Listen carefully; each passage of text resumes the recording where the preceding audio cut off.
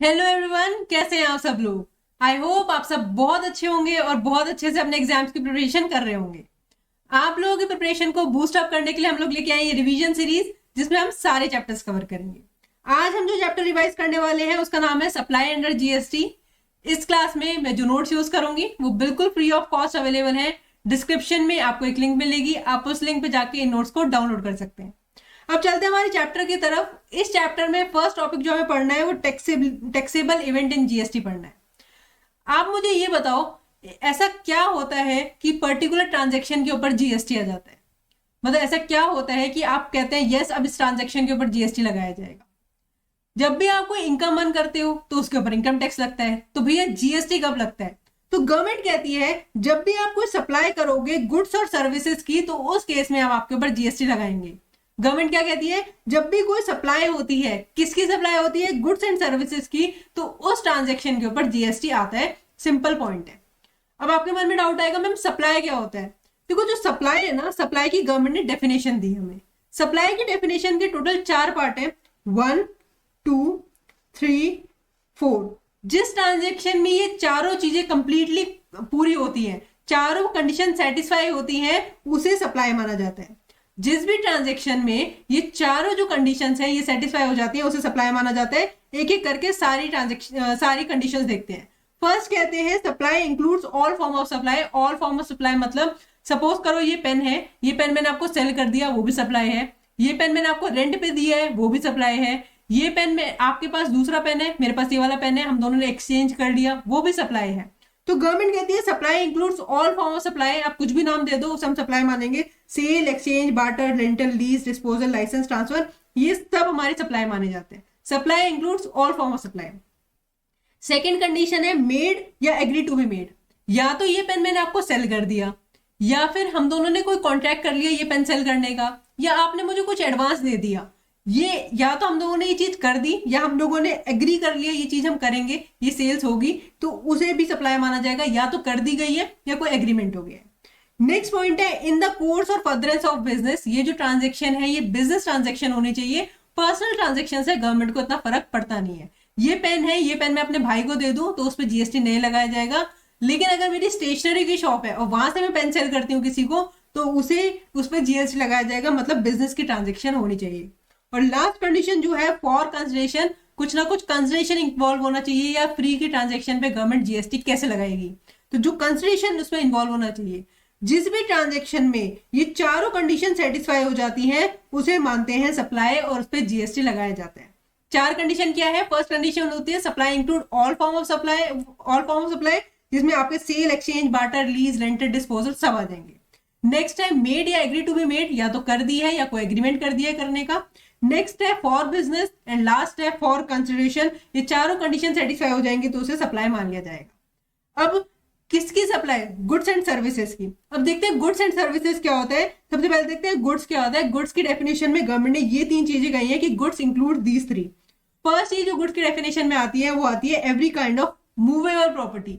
जो भी प्रॉपर्टी, जो भी एसेट आप एक जगह से दूसरी जगह मूव करा सकते हो, उसे आपका गुड्स क्लासिफाई किया जाता है। उन्हें गुड्स क्लासिफाई किया जाता है। ये लैपटॉप है, ये फोन है, जो भी चीज, टेबल, चेयर हम एक जगह से मूव करा सकते हैं दूसरी जगह पे, उन्हें गुड्स क्लासिफाई किया जाता है। हर तरह के एक्शनेबल क्लेम्स जो होते हैं वो भी गुड्स में आते हैं। और लास्ट हमारे पास ग्रोइंग क्रॉप एंड ग्रासेस, जो हमारे पास क्रॉप्स वगैरह होती हैं और जो हमारी ग्रासेस होती हैं उन्हें भी गुड्स माना जाता है, सर्विसेज नहीं माना जाता। ठीक है, गुड्स की डेफिनेशन में ये 3 चीजें आती हैं। उसके बाद नेक्स्ट हमारे पास है सर्विसेज। अब देखो, जो सर्विसेज है ना, सर्विसेज की डेफिनेशन बहुत वाइड है। सर्विसेज में गवर्नमेंट ने कह दिया भैया जो चीज गुड्स नहीं है वो सर्विस है। एनीथिंग अदर देन गुड्स, जो भी गुड्स नहीं है, जो भी हमारे गुड्स नहीं है, वो सारे हमारे सर्विसेज में क्लासिफाई हो जाएंगे। और सर्विसेज की डेफिनेशन में एक पॉइंट और ऐड किया, activity related to use of money, conversion of money, arranging transaction in security. इन तीनों को, ये भी हमारी सर्विसेज मानी जाएंगी। एग्जाम्पल, इसका एक एग्जाम्पल ले लेते हैं इसका, अरेंजिंग ट्रांजेक्शन इन सिक्योरिटीज का। कि आपने सपोज करो मैंने शेयर्स परचेज करे रिलायंस के, और मेरा जो ब्रोकर है वो है जीरोधा। तो जीरोधा जो मुझे ब्रोकरेज वगैरह चार्ज करेंगे उनपे भी जीएसटी लगाया जाएगा, और वो जो है सर्विस क्लासिफाई किया जाता है। उन्हें सर्विसेज माना जाता है, गुड्स नहीं माना जाता। ठीक है, अभी हमने क्या पढ़ा कि जीएसटी लगता कब है? जीएसटी लगता है जब भी सप्लाई होती है। किसकी सप्लाई? गुड्स एंड सर्विसेज की सप्लाई होती है। अब गुड्स एंड सर्विसेज की सप्लाई होती है। फिर हमने देखा सप्लाई क्या होता है। सप्लाई की 4 कंडीशंस हैं। फर्स्ट कंडीशन है all form of supply. Second कहते हैं मेड या agree to be made, for the business and for consideration. भैया ये जो लास्ट की 2 है ना, ये लास्ट की 2 जो है बिजनेस के लिए और कंसिडरेशन के लिए, ये सबसे ज्यादा इंपॉर्टेंट है। बिजनेस के लिए ट्रांजेक्शन होनी चाहिए और कंसिडरेशन इन्वॉल्व होना चाहिए, तभी उसे सप्लाई मानेंगे और उसके ऊपर जीएसटी लगाएंगे। उसके बाद हमने गुड्स एंड सर्विसेज की डेफिनेशन देख ली। अब चलते आगे। अब मुझे एक चीज आपको छोटा सा पॉइंट बताना है, वो है कंसिडरेशन की डेफिनेशन। ये जो हमने यहाँ पे पढ़ा है ना कंसिडरेशन, ये जो हम पढ़ रहे हैं फॉर कंसिडरेशन, कंसिडरेशन क्या क्या होता है। देखो कंसिडरेशन आपका कैश में भी हो सकता है, काइंड में भी हो सकता है, कोई दिक्कत नहीं है। मैंने आपको पैसे दे दिए या कोई हम चीजों ने कोई चीज एक्सचेंज कर ली, कैश और काइंड दोनों चीज कवर होंगे। नेक्स्ट हमारे पास एनीथिंग फॉर फॉर्मुलेंस और टॉलरेंस ऑफ एक्ट। कोई भी आपने एक्ट कर रहा है, मतलब कुछ भी आपने रिसीव किया फॉर दी फॉर्मुलेंस और टॉलरेंस ऑफ एक्ट, तो वो भी कंसिडरेशन माना जाता है। इसमें आप एग्जांपल ले सकते हो नॉन कॉम्पिटेंस फीस। कई बार आपको नॉन कॉम्पिटेंस फीस मिलती है, उसे भी कंसिडरेशन माना जाता है। एग्जांपल लेते हैं, मैं किसी कंपनी के साथ जॉब करती थी, जब मैंने उनके साथ रिजाइन किया तो उन्होंने मेरे ऊपर एक कंडीशन लगाई कि नेक्स्ट 2 ईयर्स तक मैं उनके साथ मतलब सेम बिजनेस में काम नहीं कर सकती। उसके लिए उन्होंने मुझे कुछ पैसा वैसा दिया, कुछ ऐसा हमारा कॉन्ट्रैक्ट है, उसे भी हमारा कंसिडरेशन माना जाता है। एंड लास्ट हमारे पास यहाँ पे जो पॉइंट है डिपॉजिट से रिलेटेड। अब इसके लिए मुझे आपको एक एग्जांपल देना है। सपोज करो एक पीजी है, आपने उस पीजी पे आप रहने गए और आपने 1 लाख रुपीज की डिपॉजिट कर दी। स्टार्टिंग में पीजी वाले कुछ डिपॉजिट रखते हैं तो उन्होंने डिपॉजिट कर ली। अब इसे यहाँ पे जो 1 लाख रुपीज आपने दिए उसे कंसिडरेशन नहीं मानेंगे। लेकिन जब आपने आफ्टर 2 ईयर्स, मान लो 2 ईयर्स बाद आपने पीजी खाली कर दिया, आपने पीजी से हट गया, अब वहां पे उसने पीजी वाले ने क्या करा, आपको 80,000 वापस कर दिए। 20,000 उसने काट लिए। उसने कहा भैया 20,000 का तूने मेरा सामान खराब किया है, तूने यहाँ पे ये चीज तोड़ दी, तूने ये कर दिया, यहाँ पे पेंट हटा दिया, ये सब बकवास वो करा उन्होंने। और उन्होंने क्या करा, 20,000 रुपीज आपके काट लिए और 80,000 आपको रिफंड कर दिए। अब ये 20,000 उन्होंने जो डिडक्ट करे है ना, ये 20,000 को कंसिडरेशन मानेंगे। जो अमाउंट डिडक्ट किया गया है बस उसे ही कंसिडरेशन माने जाएगा, अदरवाइज डिपॉजिट्स को आपका जो है कंसिडरेशन नहीं माना जाता। तो यहाँ पे ये लिखा है deposit only when supplier adjust that against the payment. जब भी पेमेंट के अगेंस्ट एडजस्ट करेंगे तब उन डिपॉजिट को आपका कंसिडरेशन मानेंगे, अदरवाइज कंसिडरेशन नहीं मानेंगे। यहाँ तक बहुत सिंपल पॉइंट थे हमारे। अभी तक हमने पढ़ा सप्लाई की डेफिनेशन, कंसिडरेशन की डेफिनेशन। अब हमें पढ़ना है schedule 1। Schedule 1 is a deemed supply. Schedule 1 में गवर्नमेंट ने 4 सप्लाई ऐसी बताई है जिनमें अगर आपका कंसिडरेशन नहीं भी होगा, तब भी उसे सप्लाई मान लिया जाएगा। मतलब यहाँ पे जो हमारी 4th कंडीशन है ना सप्लाई की डेफिनेशन की, इसकी एक्सेप्शन है। इस पॉइंट की जो हमारा 4th पॉइंट था, इसकी एक्सेप्शन है हमारा शेड्यूल 1। शेड्यूल 1 में ऐसी 4 ट्रांजेक्शन आती हैं जिनमें अगर आपका कंसिडरेशन नहीं भी होगा तब भी सप्लाई मान लिया जाएगा। कौन कौन सी 4 ट्रांजेक्शन है, आइए पढ़ते हैं एक एक करके। फर्स्ट पॉइंट जो हमारा इसमें आता है वो आता है permanent transfer of business assets. जब भी हम हमारे बिजनेस एसेट्स परमानेंट ट्रांसफर कर देते हैं, ऐसे बिजनेस एसेट्स जिन पे हमने आईटीसी ले रखा है, ऐसे सपोज करो आप कोई बिजनेस एसेट लेके आए थे, ठीक है, उस पर आपने आईटीसी ले लिया, अब आपने उसे फ्री में ट्रांसफर कर दिया तो उस पर आपका जीएसटी लगाया जाएगा, इवन दो आपने फ्री में सप्लाई की है। Permanent transfer of business assets जिन पे आपने आईटीसी ले रखा है। लेकिन ये वाला केस एप्लीकेबल नहीं होगा इन 2 केसेस में, जहां पे आप अपना बिजनेस ट्रांसफर कर रहे हो अंडर गोइंग कंसर्न, या फिर आपका कोई लीगल रिप्रेजेंटेटिव जो है वो आपके बिहाफ पे आपका बिजनेस कैरी ऑन कर रहा है। अगर ये दोनों चीजें हैं तो ये वाला रूल जो है आपका नहीं लगेगा। मतलब उसमें अगर आप फ्री में भी कर रहे हो ये चीज, तब आपका जीएसटी नहीं लगाया जाएगा। जीएसटी आपका कब लगाया जाएगा, अगर आपने कोई चीज आपने जिसपे आईटीसी ले लिया था, ऐसे बिजनेस एसेट्स जिन पे आपने आईटीसी ले लिया था, अब आपने उन्हें फ्री में सप्लाई कर दिया तो आपका जीएसटी लगा दिया जाएगा। लेकिन अगर आपने अपना जो उन्हें सप्लाई किया है वो अंडर गोइंग कंसर्न किया है या किसी अपने रिप्रेजेंटेटिव को करा है जो आगे जाके उन्हें सप्लाई करेंगे, तो ये वाला केस एप्लीकेबल नहीं होगा, ये एक्सेप्शन है। सेकेंड पॉइंट हमारे पास आता है सप्लाई टू रिलेटेड पर्सन या distinct person. Supply to related person और डिस्टिंक्ट पर्सन करते हैं, इवन दो फ्री में की गई है तब भी उस पर जीएसटी लगाया जाता है। डिस्टिंक्ट पर्सन और रिलेटेड पर्सन कौन होते हैं, पहले इन दोनों की डेफिनेशन देखते हैं। डिस्टिंक्ट पर्सन होते हैं एस्टैब्लिशमेंट अंडर सेम पैन। जो जीएसटी का जो रजिस्ट्रेशन होता है ना, वो आपको पैन नंबर पे मिलता है और स्टेट वाइज मिलता है। सपोज करो जैसे मैं हूं, मेरी एक ब्रांच है मुंबई में, एक दिल्ली में, एक तमिलनाडु में, मेरी 3 ब्रांचेस है। तीनों ब्रांचेस के लिए, तीनों अलग अलग स्टेट में है, तीनों ब्रांचेस के लिए मुझे सेपरेट रजिस्ट्रेशन लेना पड़ेगा, लेकिन रजिस्ट्रेशन तीनों का मुझे मिलेगा मेरे पैन नंबर पे। तीनों रजिस्ट्रेशन मेरे पैन नंबर से लिंक होंगे। तो जितने भी रजिस्ट्रेशन अंडर सेम पैन होते हैं उन्हें डिस्टिंक्ट पर्सन कहा जाता है। जितने भी रजिस्ट्रेशन अंडर सेम पैन आएंगे उन्हें डिस्टिंक्ट पर्सन कहेंगे। सेकंड हमें देखना है कि रिलेटेड पर्सन किसे कहते हैं। रिलेटेड पर्सन में पहले आते हैं ये सारे लोग और आते हैं member of the same family. पहले देखते हैं member of the same family किसे कहते हैं। स्पाउस एंड चिल्ड्रन जो होते हैं उन्हें ऑलवेज रिलेटेड पर्सन माना जाता है, चाहे डिपेंडेंट हो या इंडिपेंडेंट हो, डजेंट मैटर। स्पाउस और चिल्ड्रन को हमेशा आपका रिलेटेड पर्सन माना जाएगा। पेरेंट्स, ग्रैंड पेरेंट्स और सिबलिंग को आपका रिलेटेड पर्सन तभी माना जाएगा जो वो आपके डिपेंडेंट है। अगर आपके पेरेंट्स आपके ऊपर डिपेंडेंट है तभी वो आपके रिलेटेड पर्सन माने जाएंगे, अदरवाइज वो आपके अनरिलेटेड पर्सन माने जाएंगे from GST point of view, real life में नहीं। ठीक है, उसके बाद इंक्लूड्स, यहाँ पे ये सारे लोग हैं ये भी आपके रिलेटेड पर्सन की डेफिनेशन में आते हैं। कौन कौन से होते हैं। डायरेक्टर ऑफ, अगर कोई डायरेक्टर है एक दूसरे की कंपनी में वो भी आते हैं रिलेटेड पर्सन में। अगर आपकी पार्टनरशिप फर्म है, आप रिकॉग्नाइज पार्टनर्स हैं, तब भी आप रिलेटेड पर्सन है। एम्प्लॉय एम्प्लॉयर को भी रिलेटेड पर्सन माना जाता है। नेक्स्ट पॉइंट के लिए एग्जांपल लेते हैं। सपोज करो यहाँ पे मिस्टर ए है, ये बी लिमिटेड है, ये सी लिमिटेड है। ठीक है, मिस्टर ए दोनों की पार्ट यहाँ पे 30% होल्ड करते हैं ऑनरशिप और यहाँ पे 45% ऑनरशिप होल्ड करते हैं। दोनों में मोर देन 25% की ऑनरशिप मिस्टर ए होल्ड करते हैं। तो मिस्टर ए और मिस्टर ये बी लिमिटेड तो आपके पार्ट वो होंगे ही रिलेटेड पर्सन। साथ साथ ये जो बी और सी है ना, सॉरी, ये जो बी और सी है इन्हें भी रिलेटेड पर्सन मान लिया जाएगा। ठीक है, third person control at least 25% voting share in both. जो ये मिस्टर ए है दोनों को में 25% से ज्यादा वोटिंग शेयर होल्ड कर रहे हैं, तो बी और सी को भी रिलेटेड पर्सन मान लिया गया है।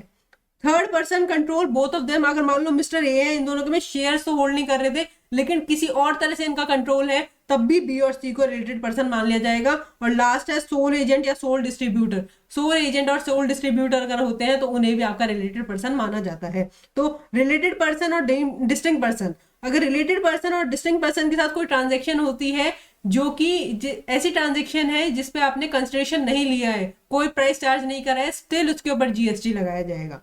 यहाँ पे एक एक्सेप्शन और है इस पॉइंट का कि जो एम्प्लॉयर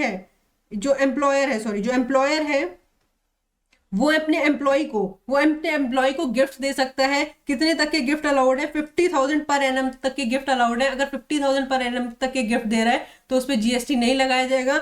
अगर 50,000 से ज्यादा के गिफ्ट दे रहा है तो जीएसटी लगाया जाएगा। नेक्स्ट हमारे पास पॉइंट आता है supply of goods and services by principal to agent where agent issue is on invoice. Suppose करो कोई प्रिंसिपल है उसने एजेंट को गुड सप्लाई की है, उसने अपने एजेंट को गुड सप्लाई की है और जो एजेंट है ना वो अपना खुद का इनवॉइस इशू करता है, तो उस केस में इसे सप्लाई माना जाएगा।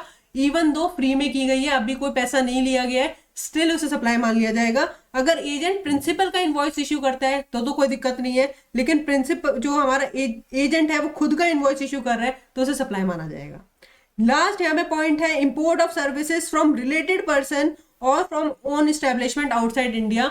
अगर आपने कोई सर्विसेज फॉरेन से इंपोर्ट करी है अपने किसी रिलेटेड पर्सन से या अपनी खुद की एस्टेब्लिशमेंट जो आपके आउटसाइड इंडिया है उससे आपने कोई सर्विस इंपोर्ट करी है, तो इवन दो आपने वो फ्री में करी है उस पर आपका जीएसटी लगाया जाएगा। अपनी खुद की एस्टैब्लिशमेंट समझ लो, अगर मेरा बिजनेस है, एक इंडिया में ब्रांच है, एक दुबई में है, दुबई वाली ब्रांच से मैंने कोई सर्विसेज इंपोर्ट करी है उसके ऊपर जीएसटी लगाया जाएगा। ये 4 ट्रांजेक्शन ऐसी हैं, इन 4 ट्रांजेक्शन में जीएसटी लगाया जाएगा इवन दो कंसिडरेशन जीरो है। कौन कौन सी। फर्स्ट है permanent transfer of business asset जिन पे हमने आईटीसी ऑलरेडी ले रखा है। सेकंड हमारी सप्लाई टू रिलेटेड पर्सन या डिस्टिंक्ट पर्सन। नेक्स्ट हमारी प्रिंसिपल और एजेंट के बीच में सप्लाई जिनमें एजेंट अपना खुद का इनवॉइस इशू करता है। एंड लास्ट हमारी import of services from related person या फिर हमारे खुद की own establishment outside India. Next topic की तरफ हम चलते हैं। हमने ये भी पढ़ लिया है, रिलेटेड और डिस्टिंक्ट पर्सन की डेफिनेशन मैंने आपको पढ़ा दी है। नेक्स्ट टॉपिक यहाँ पे मैंने आप लोगों के लिए कुछ पॉइंट टू रिमेंबर पढ़े हैं। ये पॉइंट टू रिमेंबर एक साथ लिखे हैं मैंने आप लोगों के लिए, ये पॉइंट टू रिमेंबर पढ़ते हैं। फर्स्ट पॉइंट टू रिमेंबर हमारे पास है इंपोर्ट ऑफ सर्विसेज का। इंपोर्ट ऑफ सर्विसेज के में आपको ध्यान रखना है कि इंपोर्ट ऑफ सर्विसेज आपने कंसिडरेशन के लिए करी है या विदाउट कंसिडरेशन की है। अगर आपने फॉर कंसिडरेशन की है तो आपको जीएसटी उस पर लगेगा, उसे सप्लाई माना जाएगा इवन दो वो पर्सनल यूज के लिए है। ये पॉइंट याद रखना। हमने यहाँ पे जब सप्लाई की डेफिनेशन मैंने आपको पढ़ाई थी, उसमें मैंने आपको थर्ड पॉइंट पढ़ाया था फॉर बिजनेस। सारी ट्रांजेक्शन बिजनेस के लिए होनी चाहिए तभी उसे सप्लाई माना जाता है। लेकिन इंपोर्ट ऑफ सर्विस सिर्फ ऐसी ट्रांजैक्शन है जो अगर पर्सनल यूज के लिए भी करी है फॉर कंसिडरेशन, तब भी उस पर आपका जीएसटी लगाया जाएगा, उसे सप्लाई माना जाएगा और जीएसटी लगाया जाएगा। ठीक है, इस पॉइंट का एक्सेप्शन है, वो फॉर बिजनेस वाले पॉइंट का एक्सेप्शन पॉइंट है ये। चलते दोबारे, हमने क्या पढ़ा? सबसे पहले इंपोर्ट ऑफ सर्विसेज, अगर आप सर्विसेज इंपोर्ट कर रहे हो फॉर कंसिडरेशन, अगर आपने कोई सर्विसेज इंपोर्ट करी है और उसमें कंसिडरेशन इंक्लूडेड है, तो भैया आंखें बंद करके उसे सप्लाई मान लेना, चाहे पर्सनल यूज के लिए हो या बिजनेस यूज के लिए हो, डजंट मैटर। अब सेकंड केस हो सकता है आपने सर्विसेज इंपोर्ट करी है विदाउट कंसिडरेशन, उनमें कोई कंसिडरेशन इंक्लूडेड नहीं है। अब दो सिचुएशन हो सकती है, पर्सनल यूज के लिए करी है या बिजनेस यूज के लिए करी है। पर्सनल यूज के लिए करी है तो सप्लाई नहीं माना जाएगा, कोई दिक्कत नहीं है। लेकिन अगर बिजनेस यूज के लिए करी है तो उसमें फर्दर दो सिचुएशंस आएंगी कि रिलेटेड पर्सन से करी है या अनरिलेटेड पर्सन से की है। रिलेटेड पर्सन से करी है तो सप्लाई माना जाएगा, अनरिलेटेड पर्सन से की है तो सप्लाई नहीं माना जाएगा। एक चार्ट फॉर्मेट में पूरा इंपोर्ट ऑफ सर्विस मैंने यहाँ पे आपको एक्सप्लेन कर दिया है। इंपोर्ट ऑफ सर्विस में अगर कंसिडरेशन इंक्लूड है तो सप्लाई माना जाएगा, चाहे बिजनेस यूज हो या पर्सनल यूज हो, डजंट मैटर। कंसिडरेशन नहीं है तो आपको देखना है पर्सनल यूज के लिए है, बिजनेस यूज के लिए है। पर्सनल यूज के लिए है तो सप्लाई नहीं है, अगर बिजनेस यूज के लिए है और खुद की एस्टैब्लिशमेंट से है या रिलेटेड पर्सन से है तो सप्लाई माना जाएगा, otherwise not a supply. Next point, यहाँ पे पॉइंट टू रिमेंबर मैंने आपके लिए लिखा है, alcoholic liquor for human consumption पे जीएसटी नहीं लगता है। Alcoholic liquor for human consumption जो होती है उन पे जीएसटी नहीं लगता है। उसके बाद यहाँ पे मैंने आपके ऊपर, यहाँ पे कौन नेक्स्ट पॉइंट है, थर्ड पॉइंट हमारे पास, कि ये जो 5 प्रोडक्ट्स हैं, 5 पेट्रोलियम प्रोडक्ट्स जो है, इनके ऊपर वैट और सीएसटी लगता है एंड एक्साइज ड्यूटी लगता है। मतलब पुराने वाले जो इनडायरेक्ट टैक्स थे ना वो लगते हैं, इनके ऊपर अभी जीएसटी नहीं लगता है। कौन कौन से हैं? Petroleum crude, high speed diesel, motor spirit, natural gas, aviation turbulent fuel. ये जो 5 प्रोडक्ट्स हैं, 5 पेट्रोलियम प्रोडक्ट्स हैं, इनके ऊपर जीएसटी नहीं लगता है। इनके ऊपर क्या लगता है? VAT and CST and central excise duty. जो पुराने वाले हमारे इनडायरेक्ट टैक्स के जो थे, इनडायरेक्ट टैक्सेस थे, वही एप्लीकेबल होते हैं। नेक्स्ट हमारे पास है सोसाइटी, एओपी, बीओआई या क्लब के और उसके मेंबर्स को अलग अलग ट्रीट किया जाएगा। सपोज करो एक एओपी है और उसके मेंबर है यहाँ पे, ठीक है, इन दोनों को सेपरेट पर्सन ट्रीट किया जाएगा। मतलब अगर एओपी कोई भी सर्विस दे रही है मेंबर को तो उसे सप्लाई माना जाएगा और उसके ऊपर जीएसटी लगाया जाएगा। ये नहीं कह सकते ये तो एक ही है, मेंबर और एओपी एक ही है, नहीं, इन्हें अलग अलग ट्रीट किया जाएगा। नेक्स्ट पॉइंट हमारे पास है टैक्सेबल पर्सन मीन्स। देखो आप अभी जब जीएसटी आगे पढ़ोगे ना तो बहुत बार ये वर्ड आएगा टैक्सेबल पर्सन।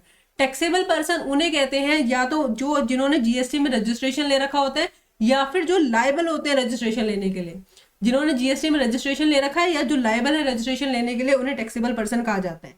नेक्स्ट पॉइंट है, अगर हम कोई भी गुड्स इंपोर्ट करते हैं, कोई गुड्स इंपोर्ट करते हैं फॉरेन से, तो उसमें कस्टम ड्यूटी लगती है प्लस आपका आईजीएसटी भी लगता है। अगर कोई गुड्स आप इंडिया में टेम्पररी इंपोर्ट करते हो अंडर लीज, आपका कोई लीज एग्रीमेंट है, आपने टेम्पररी कोई गुड्स इंडिया में इंपोर्ट करे हैं, तो उस केसेस में आपका आईजीएसटी लगता है, कस्टम ड्यूटी नहीं लगता है। अगर आप कोई ऑनलाइन गेमिंग लेते हो, इंपोर्ट करते हो, ऑनलाइन गेम्स होते हैं वो कोई इंडिया में इंपोर्ट करते हो, तो उसमें भी आपका आईजीएसटी लगता है, कस्टम नहीं लगता है। मैक्सिमम रेट ऑफ जीएसटी आपका हो सकता है सीजीएसटी, एसजीएसटी का 20% एंड आईजीएसटी का 40%। डोनेशन, अगर आपने किसी भी चैरिटेबल ट्रस्ट को कोई डोनेशन करी, सपोज करो मिस्टर ए है, उन्होंने किसी भी चैरिटेबल ट्रस्ट को डोनेशन करी है, ठीक है, क्या करी? डोनेशन करी है, तो उस डोनेशन को पे क्या जीएसटी लगेगा? उस डोनेशन पे जीएसटी लगेगा। अगर मान लो चैरिटेबल ट्रस्ट ने क्या रखा है कि वो अपने जो बिल्डिंग की वॉल्स है उनके ऊपर मिस्टर ए का नाम लिखवाएंगे, मिस्टर ए लिखवा देंगे बिल्डिंग। अगर ऐसा कोई सर्विसेज, ऐसी कोई कॉन्ट्रैक्ट हुआ है कि चैरिटेबल ट्रस्ट कुछ देगा मिस्टर ए को अगेंस्ट में, तो यस उसे भी सप्लाई मतलब उसे भी कंसिडरेशन माना जाएगा। ये जो मिस्टर ए ने दिया ना चैरिटेबल ट्रस्ट को, इसे कंसिडरेशन माना जाएगा। तो यहाँ पे मैंने यही लिखा है आपको, अगर मिस्टर ए ने कुछ भी नहीं मांगा, मिस्टर ए ने सिर्फ डोनेशन दे दी, कहा कि भैया आप रख लो, कुछ भी नहीं मांगा अगेंस्ट में, तो उसे कंसिडरेशन नहीं मानेंगे। Donation to charitable trust are not consideration unless and until charitable trust obligated to provide something in return. अगर चैरिटेबल ट्रस्ट कुछ भी अगेंस्ट में नहीं देगा तो उसे कंसिडरेशन नहीं मानेंगे। अगर चैरिटेबल ट्रस्ट कुछ भी दे रहा है अगेंस्ट में तो उसे डोनेशन, वो उसे कंसिडरेशन मानेंगे। नेक्स्ट है आर्ट वर्क। सपोज करो एक आर्टिस्ट है, ठीक है, उसने अपनी एक एग्जीबिशन था, एक एग्जीबिशन लगा हुआ था, एग्जीबिशन में उसने अपनी 10 पेंटिंग्स भेजी। कितनी पेंटिंग भेजी? 10 पेंटिंग्स भेजी। वहां से एग्जीबिशन से 4 पेंटिंग सेल हो गई। अब क्या ये जो 10 पेंटिंग्स जब उसने भेजी थी उसे सप्लाई मानेंगे? नहीं, उसे सप्लाई नहीं मानेंगे। सप्लाई कब मानेंगे? जब वो एक्चुअल में सेल हो जाएंगी। जो 4 पेंटिंग सेल हुई हैं उन्हें आपकी सप्लाई माना जाएगा। तो यहाँ पे ये लिखा हुआ है art work sent by artist to gallery to exhibition is not considered as supply. उसके बाद नेक्स्ट पॉइंट हमारे पास है कि जो हमारी स्टेट गवर्नमेंट है कई बार वो लाइसेंस देती है for alcoholic liquor for human consumption sale करने के लिए। जो लिकर होती है वो सेल करने के लिए गवर्नमेंट जो है वो लाइसेंस देते हैं कई लोगों को, तो वो जो लाइसेंस देते हैं उसमें भी जीएसटी नहीं लगता है, उसे सप्लाई नहीं माना जाता है। ठीक है जी। नेक्स्ट हमारे पास है central excise duty plus GST लगता है टोबैको एंड टोबैको प्रोडक्ट्स में। याद रखना जो भी टोबैको और टोबैको प्रोडक्ट्स होते हैं ना उनपे सेंट्रल एक्साइज ड्यूटी भी लगता है, प्लस में आपका जीएसटी भी लगता है। जीएसटी भी लगेगा, एक्साइज ड्यूटी भी लगेगा, मतलब दो टैक्सेस लग रहे हैं। नेक्स्ट हमारे पास है स्टेट एक्साइज ड्यूटी और जीएसटी लगता है किसके ऊपर, opium, Indian hemp and other narcotic drugs. जो भी नार्कोटिक ड्रग्स होते हैं, ओपियम या इंडियन हेम्प होते हैं, इनके ऊपर आपका स्टेट एक्साइज ड्यूटी लगता है, प्लस में आपका जीएसटी लगता है। एंड लास्ट यहाँ पे पॉइंट लिखा है excise duty plus VAT applicable होता है alcoholic liquor for human consumption पे। मैंने आप लोगों को बताया था alcoholic liquor for human consumption पे जीएसटी तो लगता नहीं है। जीएसटी नहीं लगता तो क्या लगता है, उस पर लगता है एक्साइज ड्यूटी प्लस में वैट। एक्साइज ड्यूटी लगता है, वैट लगता है, पुराने जीएसटी पुराने इनडायरेक्ट टैक्स लगते हैं। नेक्स्ट हमारे पास है एग्जाम सप्लाई। आगे जब हम पढ़ेंगे ये चीज बार बार मैं आपको पढ़ाऊंगी एग्जाम सप्लाई में आता क्या क्या है। एग्जाम सप्लाई में आपकी निल रेट सप्लाई आती है, होली एग्जाम सप्लाई आती है और नॉन टैक्सेबल सप्लाई आती है। ये क्या क्या होती है एक एक करके देखते हैं। निल रेट होती है जिनपे जीएसटी तो लगता है लेकिन जीएसटी अभी 0% लगता है। जीएसटी के बहुत सारे रेट हैं, 0%, 5%, 12%, 18%, ऐसे बहुत सारे रेट हैं। तो निल रेट वो होते हैं जिनके ऊपर जीएसटी तो लगता है लेकिन 0% का जीएसटी लगता है। सेकंड है आपके होली एग्जाम्प्ट। होली एग्जाम्प्ट में आपकी वो आती है जो अभी आगे जब चल के आप एक चैप्टर पढ़ोगे एग्जाम्पशंस। जो एग्जाम्पशन चैप्टर में जो जो ट्रांजेक्शंस आती हैं उन्हें कहते हैं होली एग्जाम्प्ट। और नॉन टैक्सेबल सप्लाई कहते हैं, नॉन टैक्सेबल सप्लाई कहते हैं इन्हें।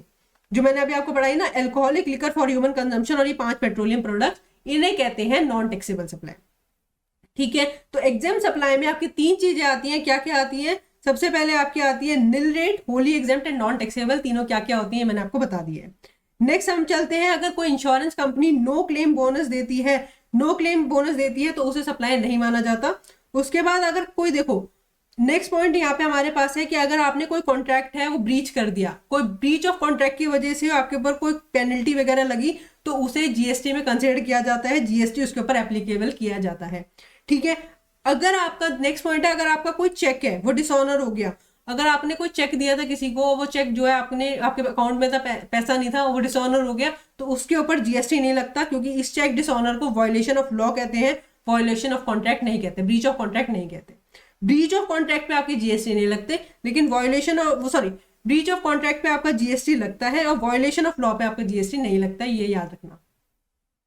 नेक्स्ट अब हमें पढ़ना है शेड्यूल 2। शेड्यूल 2 में हमें वो एक्टिविटी, गवर्नमेंट ने कुछ एक्टिविटी स्पेसिफाई करके बता दिया कि इन्हें हम सप्लाई ऑफ गुड्स मानेंगे या सप्लाई ऑफ सर्विस मानेंगे। मतलब सपोज करो ये मैंने पेन सेल किया, गवर्नमेंट ने ऐसे बता दिया कुछ ट्रांजेक्शन्स में कि क्या इसे मैं सप्लाई ऑफ सर्विस मानूंगी या सप्लाई ऑफ गुड्स मानेंगे। अब आप पूछोगे मैम ये जानना क्यों जरूरी है कि ट्रांजेक्शन सप्लाई ऑफ गुड्स है, सप्लाई ऑफ सर्विस है। सप्लाई पे तो जीएसटी लगता ही लगता है, दोनों पे जीएसटी लगेगा, लेकिन जो जीएसटी रेट्स होते हैं ना वो अलग होते हैं। सप्लाई के केस में और गुड्स के, सप्लाई ऑफ सर्विस के केस में एंड सप्लाई ऑफ गुड्स के केस में जीएसटी रेट्स अलग अलग होते हैं। इसलिए ये चीज जाननी बहुत जरूरी है कि particular transaction supply of goods है या सप्लाई ऑफ सर्विस है। ठीक है। सब अब पढ़ते हैं हमारे शेड्यूल 3। शेड्यूल 3 में क्या लिखा है, activity to be treated as supply of goods या सप्लाई ऑफ सर्विसेज। आइए देखते हैं एक एक करके सारी ट्रांजेक्शन। फर्स्ट ट्रांजेक्शन जो इस पॉइंट में आती है वो आती है transfer of goods. Transfer of goods में अगर आप टाइटल ट्रांसफर कर देते हो, गुड्स परमानेंटली ट्रांसफर कर देते हो तो उसे सप्लाई ऑफ गुड्स माना जाता है। अगर सिर्फ आप उसका राइट टू यूज ट्रांसफर करते हो विदाउट ट्रांसफर ऑफ टाइटल तो उसे सप्लाई ऑफ सर्विस माना जाता है। सपोज ये पेन है, ये पेन मैंने आपको सेल कर दिया तो उसे सप्लाई ऑफ गुड्स माना जाएगा, लेकिन मैंने ये पेन सिर्फ आपको 10 दिन के लिए यूज करने के लिए दिया है, मैंने सिर्फ राइट ट्रांसफर करें आपको तो उसे सप्लाई ऑफ सर्विस माना जाएगा, सप्लाई ऑफ गुड्स नहीं माना जाएगा। नेक्स्ट पॉइंट है lease, letting out, tenancy, easement, licence या टेनेंसी प्रीमियम। अगर आपको रिसीव होता है in regards to land and building तो उसे सप्लाई ऑफ सर्विस माना जाता है। कुछ भी रिसीव हो इनमें से related to land and building तो उसे सप्लाई ऑफ सर्विस माना जाएगा। नेक्स्ट पॉइंट है हमारा रिलेटेड टू बिजनेस एसेट्स। जब भी आपके कोई बिजनेस एसेट्स होते हैं उन्हें आप परमानेंट ट्रांसफर कर देते हो या डिस्पोज ऑफ कर देते हो या आप सीज हो जाते हो to be a taxable person तो उसे सप्लाई ऑफ गुड्स माना जाता है। अदरवाइज अगर उसे आप टेम्पररी ट्रांसफर करते हो तो उसे आप सप्लाई ऑफ सर्विस मानते हैं। नेक्स्ट पॉइंट है आईटी सॉफ्टवेयर का। अगर आईटी सॉफ्टवेयर रेडीमेड सॉफ्टवेयर है तो उसे सप्लाई ऑफ गुड्स माना जाएगा, लेकिन अगर आपने कस्टमाइज या सेल्फ डिजाइंड अगर कोई अपने सॉफ्टवेयर बनवाया है अपने लिए तो उसे सप्लाई ऑफ सर्विस माना जाएगा। Construction of building, construction of building का बहुत इंपॉर्टेंट पॉइंट है, ये पॉइंट याद रखना अच्छे से। देखो, अगर जब भी आपकी कोई बिल्डिंग की कंस्ट्रक्शन हो रही है उससे रिलेटेड आपको कोई भी कंसिडरेशन मिला है, किससे पहले ग्रांट ऑफ कंप्लीशन सर्टिफिकेट और first occupancy whichever is earlier से पहले आपको कोई कंसिडरेशन मिल गया तो उसे सप्लाई ऑफ सर्विस माना जाएगा।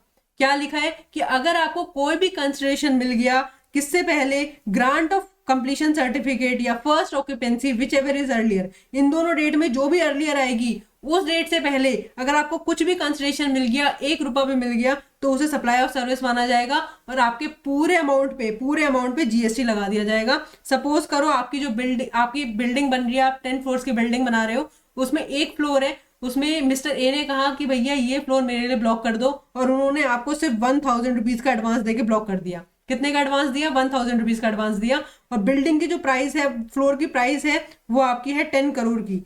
10 करोड़ की प्राइस है और 1000 का एडवांस मिला है, तो सिर्फ 1000 पे जीएसटी नहीं आएगा, पूरे 10 करोड़ पे जीएसटी आएगा। 1 रुपया भी एडवांस मिल गया तो पूरा जो अमाउंट है उसके ऊपर जीएसटी आ जाता है। ये पॉइंट याद रखना, ठीक है। अब आप कहोगे मैम ये याद कैसे होगा?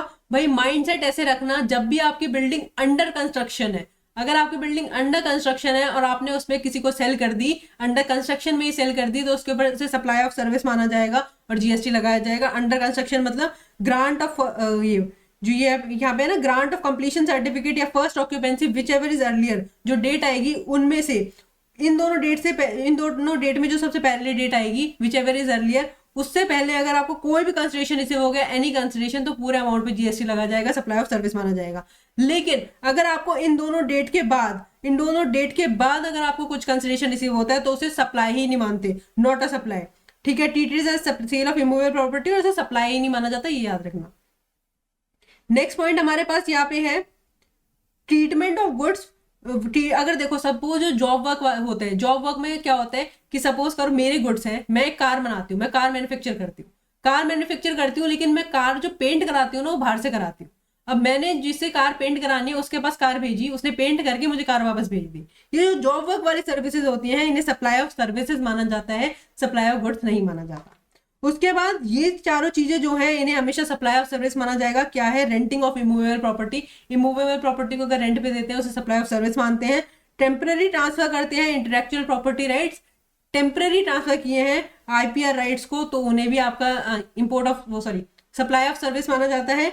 अगर आपने कोई एक्ट टॉलरेट करने के लिए आपको कोई कंसिडरेशन रिसीव हुआ है, मतलब कोई आप टॉलरेट कर रहे हो कोई एक्ट को, जो कि नॉन कॉम्पिटेंस एग्रीमेंट वगैरह जो होते हैं, तो उन्हें भी सप्लाई ऑफ सर्विस माना जाता है। और रेस्टोरेंट और आउटडोर केटरिंग की जो सर्विस होती है उन्हें हमेशा सप्लाई ऑफ सर्विस माना जाता है।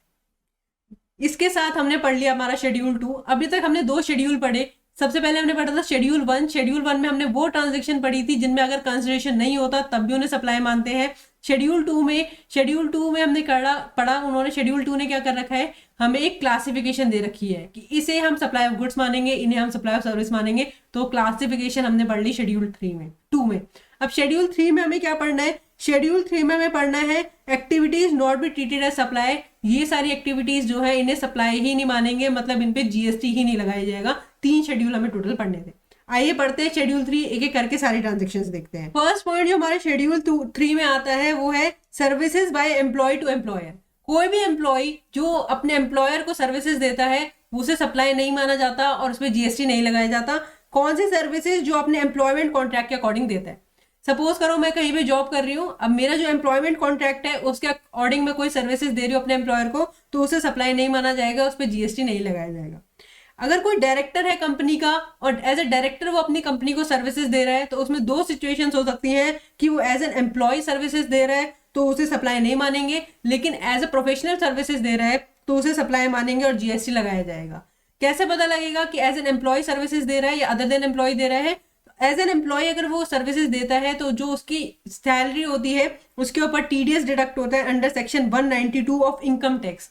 ऋत्विक सर आपको जब टीडीएस चैप्टर पढ़ाएंगे उनमें उन्होंने बताया हुआ है कि सेक्शन 192 में टीडीएस तब डिडक्ट होता है जब आपको सैलरी मिलती है, और सैलरी किसको मिलती है? एम्प्लॉइज को। तो अगर आपका टीडीएस इनकम टैक्स के सेक्शन 192 में डिडक्ट हो रहा है तो उसे सप्लाई नहीं माना जाएगा। लेकिन अगर आपका टीडीएस डिडक्ट हो रहा है under section 194J of income tax act तो उसे प्रोफेशनल सर्विस क्लासीफाई किया जाता है और उस पर जीएसटी लगाया जाता है, उसे सप्लाई माना जाता है। अगर कोई परक्विजिट रिसीव होते हैं तो उसे भी सप्लाई नहीं माना जाता क्योंकि वो पार्ट होते हैं सैलरी का। लास्ट है, अगर आपको कोई नॉन कॉम्पिटेंस फीस मिलती है या compensation for pre mature termination अगर आपको दिया जाता है तो उससे जो है सप्लाई का पार्ट नहीं सैलरी का पार्ट नहीं मानते हैं और उस पर जीएसटी लगाया जाता है, उसे सप्लाई माना जाता है। ठीक है, ये इसका एग्जाम्पल ले लेते हैं। सपोज करो जब भी आप किसी कंपनी में जॉब करने जाओगे ना तो वहां पे कुछ नोटिस पीरियड होता है। सपोज करो आपने रेजिग्नेशन डाला 1 जैन को रेजिग्नेशन डाला और आपका नोटिस पीरियड था 60 डेज का, तो कंपनी आपको जो रिलीज करेगी वो समवेयर अराउंड 1 मार्च करेगी। ठीक है, 2 महीने का आपको नोटिस पीरियड सर्व करना पड़ेगा। कंपनी ने आपको क्या करा? कंपनी ने आपको कहा 10 जन को कंपनी ने आपको कहा कि भाई एक काम कर, तू अपने पूरी सैलरी ले ले और तू आज ही चला जा, मुझे अब मैं अपनी कंपनी में नहीं चाहिए। तो ऐसा ये जो है आपका प्री मैच्योर टर्मिनेशन हो गया, इसके लिए आपको कुछ पैसा दिया गया। प्री मैच्योर टर्मिनेशन वगैरह के लिए अगर आपको कोई पैसा दिया जाता है तो वो सैलरी का पार्ट नहीं होता और उसे सप्लाई माना जाता है और उस पर जीएसटी लगाया जाता है। ठीक है जी, एम्प्लॉय एम्प्लॉयर रिलेशनशिप का आपको समझ आ गया होगा। एम्प्लॉयमेंट कॉन्ट्रैक्ट के अकॉर्डिंग कुछ देते हैं तो सप्लाई नहीं मानते। एज अ डायरेक्टर अगर आपको कुछ मिल रहा है तो आपको देखना है कि टीडीएस अंडर सेक्शन 192 डिडक्ट होता है या टीडीएस अंडर सेक्शन 194J होता है ऑफ इनकम टैक्स। अगर 192 है तो नॉट अ सप्लाई, 194J है तो ये सप्लाई माना जाएगा। एंड अगर कोई परक्विजिट वगैरह रिसीव होते हैं तो उसे सैलरी का पार्ट माना जाता है, उसे सप्लाई नहीं मानते और उस पर जीएसटी नहीं लगता। नॉन कॉम्पिटेंस फीस या compensation for pre mature termination अगर आपको कुछ रिसीव होता है तो उसे सैलरी का पार्ट नहीं मानेंगे, उसे सप्लाई मानेंगे और जीएसटी लगाया जाएगा। नेक्स्ट पॉइंट पे चलते हैं। नेक्स्ट पॉइंट, एक पॉइंट याद रखना यहाँ पे नेक्स्ट पॉइंट पे चलने से पहले कि जो इंडिपेंडेंट डायरेक्टर होता है ना, independent director can never be an employee of the company, can never be an employee of the company. तो इंडिपेंडेंट डायरेक्टर जो होते हैं उनका टीडीएस हमेशा इस सेक्शन में डिडक्ट होता है, अंडर सेक्शन 194 डिडक्ट होता है और उनको जो पेमेंट मिलती है उसे सप्लाई माना जाता है, उस पर जीएसटी लगाया जाता है। इंस्टीट्यूट ये पॉइंट बार बार चेक करता है कि इंडिपेंडेंट डायरेक्टर जो है ना उसे अगर कुछ पेमेंट रिसीव हो रही है तो उस पर टीडीएस उस पर जीएसटी लगेगा। ठीक है जी, नेक्स्ट हमारे पास है फीस चार्ज बाय कोर्ट और ट्राइब्यूनल। अगर कोई भी कोर्ट या ट्राइब्यूनल कोई भी फीस चार्ज करते हैं तो उस पर जीएसटी नहीं लगाया जाता। Fees by MP, MLA, member of panchayat या मेंबर ऑफ म्यूनिसिपैलिटी। ठीक है, person hold any position as per the constitution या फिर chairman, member, director of board establish by central government, state government या लोकल अथॉरिटी। ये लोग कोई भी सर्विसेज देंगे, इनके रोल में जो इनका रोल है उसके अकॉर्डिंग ये सर्विसेज देंगे, उस पर जीएसटी नहीं लगाया जाएगा। फ्यूनरल, ब्यूरियल या क्रिमेशन की कोई भी सर्विसेज दी जाती है तो उस पर जीएसटी नहीं लगाया जाता, इंक्लूडिंग ट्रांसपोर्टेशन ऑफ डिजीज। अगर एम्बुलेंस जो है वो जो ट्रांसपोर्टेशन की सर्विस दे रही है डिजीज के ट्रांसपोर्टेशन की, तो उस पर भी जीएसटी नहीं लगाया जाएगा। यहाँ ह्यूमन सेंटिमेंट्स जो है वो इन्वॉल्व होते हैं। नेक्स्ट हमारे पास है sale of land and building. Sale of land जो है उसे सप्लाई नहीं माना जाता, उस पर जीएसटी नहीं लगाया जाता। सेल ऑफ लैंड पे याद रखना। सेल ऑफ बिल्डिंग का मैं ऑलरेडी आपको एक बार बता भी चुकी हूँ, मैं दोबारा बताती हूँ कि सेल ऑफ बिल्डिंग के केस में अगर आपको कोई भी कंसिडरेशन रिसीव होता है before grant of completion certificate और first occupancy whichever is earlier से पहले, अगर आपको कुछ भी कंसिडरेशन रिसीव हो जाता है तो उसे सप्लाई ऑफ सर्विस मानते हैं और एंटायर अमाउंट पे जीएसटी लगाया दिया जाता है। अदरवाइज उसे सप्लाई नहीं माना जाता।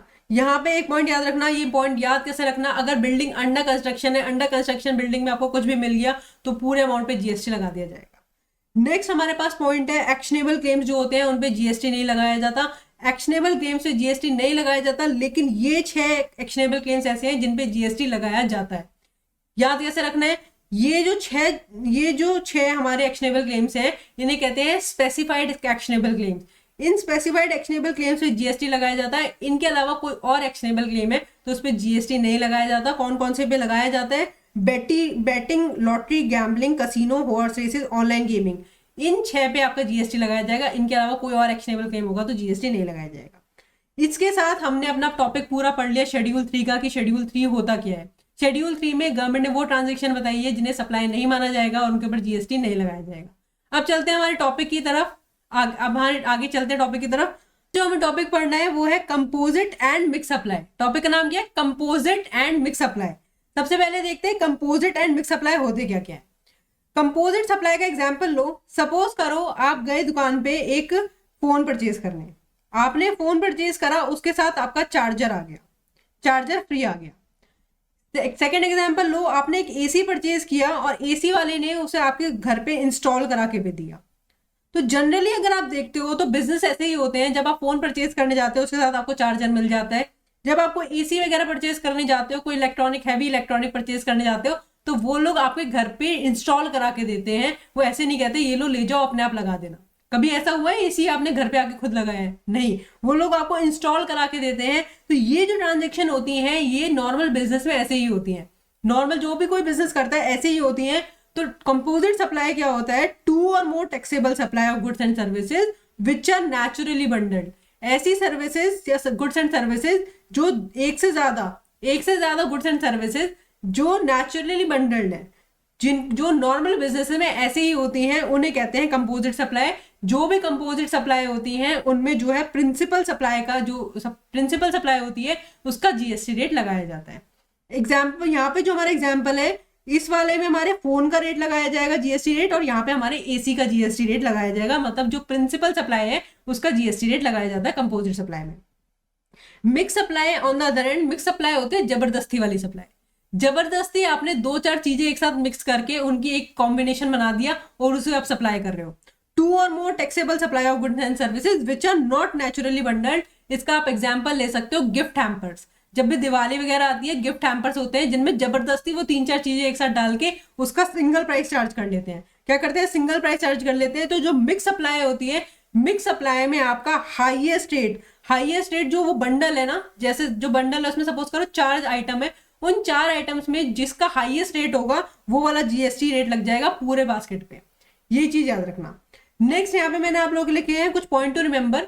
पॉइंट टू रिमेंबर फर्स्ट है हमारा जीटीए से रिलेटेड। देखो जीटीए से रिलेटेड मेरा पॉइंट ये है कि सपोज करो मिस्टर ए है और यहाँ पे मिस्टर बी है और यहाँ पे इन्होंने जीटीए से सर्विस ली है। मिस्टर ए को मिस्टर बी के पास गुड सप्लाई कराने हैं, उन्होंने उसके लिए जीटीए की हेल्प ली है। अब जीटीए गया मिस्टर ए के पास, उसने ट्रक के अंदर सामान रखा, ट्रांसपोर्ट करके लेके गया मिस्टर बी के पास और वहां पे जाके जो सामान है वो अनलोड कर दिया। यहाँ पे लोडिंग करी, ट्रांसपोर्टेशन की करी और अनलोडिंग करी, 3 सर्विसेज दी। जो नॉर्मल बिजनेस होता है उसमें ये सर्विसेज तीनों जो है एक साथ ही दी जाती हैं। जीटी ऐसा नहीं करता कि सिर्फ ट्रांसपोर्टेशन दे, लोडिंग अनलोडिंग की सर्विसेज भी देता है। तो उन्हें जो है कंपोजिट सप्लाई माना जाता है। ये लोडिंग, ट्रांसपोर्टेशन और अनलोडिंग, इन तीनों सर्विसेज को आपका जो है कंपोजिट सप्लाई माना जाएगा, मिक्स सप्लाई नहीं मानेंगे। नेक्स्ट हमारे पास पॉइंट है बस बिल्डिंग से रिलेटेड। सपोज करो एक कंपनी है, उसने बस की ना, जो एक बस है उसकी पूरा इंजन विंजन सब कुछ बना दिया, सिर्फ एक बॉडी नहीं बनाई। तो जो वो बॉडी बनाने की जो लोग जो बॉडी बनाते हैं बस की, उसे सप्लाई ऑफ सर्विस माना जाता है, सप्लाई ऑफ गुड्स नहीं माना जाता, सप्लाई ऑफ सर्विस मानते हैं। नेक्स्ट हमारे पास है प्रिंटिंग कॉन्ट्रैक्ट। सपोज करो मैंने अपनी बुक्स प्रिंट करने का कॉन्ट्रैक्ट दिया किसी को, मैंने अपनी बुक्स प्रिंट करने का कॉन्ट्रैक्ट दिया। अब मेरी जो बुक्स है उनके अंदर जो ये कंटेंट है, जो ये मैंने बनाया है कंटेंट है, ये मेन चीज है। जो कंटेंट है इसकी वैल्यू है, जो कंटेंट है वो मेन थिंग है, तो इसे सप्लाई ऑफ सर्विस मानेंगे। लेकिन जो हमारे ऑलरेडी प्रिंटेड एनवेलप या फिर लेटर हेड्स या प्रिंटेड बॉक्सेस, टिश्यू, नैपकिन्स या वॉलपेपर्स आते हैं, उन्हें सप्लाई ऑफ गुड्स माना जाता है। जो ऑलरेडी प्रिंटेड वगैरह होते हैं उन्हें सप्लाई ऑफ गुड्स माना जाता है, लेकिन जिनमें कंटेंट मेन थिंग होता है उन्हें सप्लाई ऑफ सर्विस माना जाता है। लास्ट पॉइंट यहाँ पे मेरे पास है, इसके लिए मुझे आपको एग्जाम्पल देना है। सपोज करो मैं हूँ हरियाणा में और हरियाणा से मैं गुजरात कुछ सामान भेज रही हूँ और वो सामान जा रहा है ट्रक के अंदर, तो इसका मतलब ये नहीं माना जाएगा कि मैंने ट्रक भी सप्लाई कर दिया। जो ट्रक के अंदर सामान है वो सप्लाई हुआ है, ट्रक सप्लाई नहीं हुआ है। तो इसलिए यहाँ पे ये लिखा हुआ है कि ये नहीं माना जाता कि जो ट्रक है, व्हीकल है जिससे वो जा रहा है वो भी सप्लाई हो गया। व्हीकल सप्लाई नहीं हुआ, ट्रक के अंदर जो सामान है वही सप्लाई हुआ है। अब चलते हैं आगे मुझे आपको पढ़ानी है 2 डेफिनेशन। पहले मुझे पढ़ाना है बिजनेस की डेफिनेशन एंड देन मुझे आपको पढ़ाना है डेल क्रेडिट एजेंट की डेफिनेशन, डीसीए। इसके बाद हम ये चैप्टर एंड करेंगे। Meaning of business. देखो बिजनेस में क्या आता है? Any trade, commerce, manufacture, profession, vocation, adventure, वीजन, कुछ भी हो या एनी सिमिलर एक्टिविटीज, इनमें कुछ भी हो, वेदर और नॉट फॉर प्रॉफिट। याद रखना, जब हमने 11th क्लास में बिजनेस स्टडीज पढ़ा था उसमें हमने पढ़ा था कि बिजनेस जो होता है हमेशा प्रॉफिट के लिए होता है। बट यहाँ पे वेदर और नॉट प्रॉफिट, अगर प्रॉफिट के लिए नहीं भी है तब भी उसे बिजनेस की डेफिनेशन में कंसिडर किया जाएगा। नेक्स्ट हमारे पास है any activities in connection ancillary and two point 1। ये जो पॉइंट 1 है इसके कनेक्शन में अगर कोई और एक्टिविटीज हैं जो मेन बिजनेस नहीं है लेकिन उसके कनेक्शन में ही है, उसे भी बिजनेस माना जाता है। एक्टिविटीज बिफोर कमेंसमेंट और क्लोजर ऑफ बिजनेस, अगर हमने अभी बिजनेस स्टार्ट नहीं किया, उससे पहले हमने कुछ एक्टिविटीज करी या क्लोजर बिजनेस बंद कर दिया है, लेकिन उससे रिलेटेड अभी भी वाइंड अप हो रहा है, तो उसे भी बिजनेस माना जाता है। Services bye club associated societies वगैरह जो सर्विसेज देती है उन्हें भी बिजनेस की डेफिनेशन में कंसिडर किया जाता है। एडमिशन इन एनी प्राइमाइसेस, अगर सपोज करो आप किसी जू में जा रहे हो या किसी म्यूजियम वगैरह में जा रहे हो, वहां पे जो एडमिशन फीस वगैरह लेते हैं, एंट्रेंस फीस लेते हैं, उसे भी बिजनेस माना जाता है। एक्टिविटीज क्लब से रिलेटेड जो एक्टिविटीज होती है वो भी बिजनेस है। And any activities by government and local authority as public authorities, government या फिर हमारी लोकल अथॉरिटी कोई भी सर्विस देती है, कोई भी एक्टिविटीज करती है, उन्हें बिजनेस माना जाता है। गवर्नमेंट में सेंट्रल एंड स्टेट दोनों आएगा। नेक्स्ट हमारे पास पॉइंट है डेल क्रेडिट एजेंट का। डेल क्रेडिट एजेंट कौन होता है, इसका एग्जांपल ऐसे लो। सपोज करो यहाँ पे हमारा प्रिंसिपल है और यहाँ पे हमारा एजेंट है। प्रिंसिपल ने अपने गुड सप्लाई किए एजेंट को, एजेंट ने वो आगे भेजे कस्टमर को, कस्टमर को उसने दिए क्रेडिट पे। किस पे दिए, क्रेडिट पे। अब अगर मान लो कस्टमर जो है वो पैसे नहीं देता, तो एजेंट जो है वो अपनी जेब से पैसे देगा प्रिंसिपल को। ये कॉन्ट्रैक्ट होता है। डेल क्रेडिट एजेंट कौन होते हैं, जो कि गारंटी देते हैं कि पेमेंट जो है सब प्रिंसिपल को मिल जाएगी। अगर बायर पेमेंट नहीं करेगा तो वो अपनी पॉकेट से करेगा पेमेंट, अपने मतलब इसके ब्याह पे अपनी पॉकेट से पैसे प्रिंसिपल को भेज देगा। उन्हें कहते हैं डेल क्रेडिट एजेंट। ये पॉइंट याद रखना। कौन होते हैं, जो कि क्रेडिट पे अगर कस्टमर को सेल करते हैं तो प्रिंसिपल को गारंटी देते हैं कि भैया प्रिंसिपल का पैसा नहीं डूबे। नाउ विद दिस हमने इस चैप्टर के सारे टॉपिक्स कवर कर लिए हैं। इसी तरह आपको सारे चैप्टर्स मिलेंगे, जीएसटी के भी एंड डायरेक्ट टैक्स के भी सारे चैप्टर्स की रिवीजन आपको मिलेंगी। डायरेक्ट टैक्स की रिवीजन आपको ऋत्विक सर कराएंगे, जीएसटी की सारी रिवीजन मैं आपको कराऊंगी। सारे चैप्टर्स हमने इसी चार्ट फॉर्मेट में, इन्हीं चार्ट फॉर्मेट में आप लोगों के लिए प्रिपेयर किए।